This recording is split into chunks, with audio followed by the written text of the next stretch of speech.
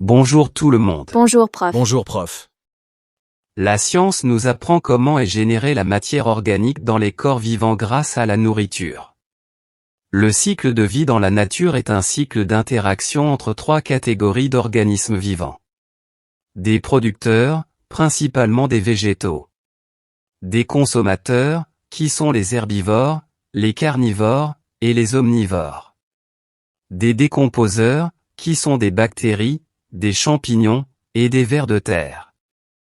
Les producteurs sont des organismes vivants, dits autotrophes.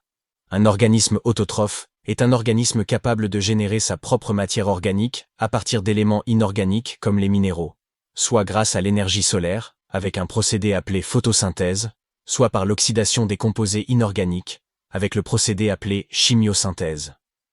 Ainsi, les organismes autotrophes n'ont pas besoin de se nourrir d'autres êtres vivants pour obtenir de l'énergie nécessaire à la vie, ce qui fait de ces organismes des producteurs primaires.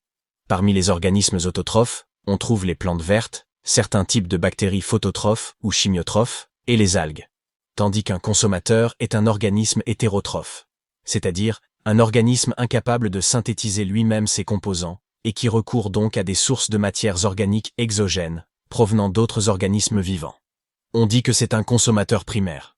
Ils utilisent donc pour se nourrir les matières organiques constituant ou ayant constitué d'autres organismes.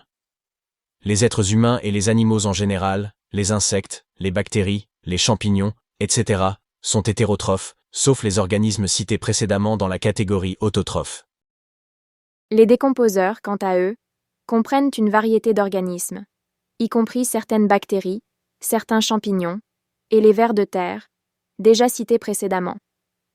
Ils se nourrissent de débris végétaux, de cadavres d'animaux, ou encore d'excréments d'animaux. Ils jouent un rôle crucial dans le cycle de vie. Ils sont les êtres vivants qui dégradent les matières organiques mortes, telles que les plantes et les animaux, et les transforment en éléments minéraux.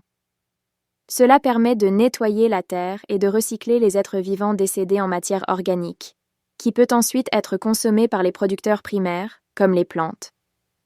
En effet, en décomposant ces débris, ils libèrent des éléments minéraux dans le sol, qui sont ensuite absorbés par les racines des plantes. Ainsi, la chaîne alimentaire peut poursuivre son cycle de vie, sans fin. Au revoir à la prochaine vidéo, sur un autre sujet de réflexion ou de connaissance.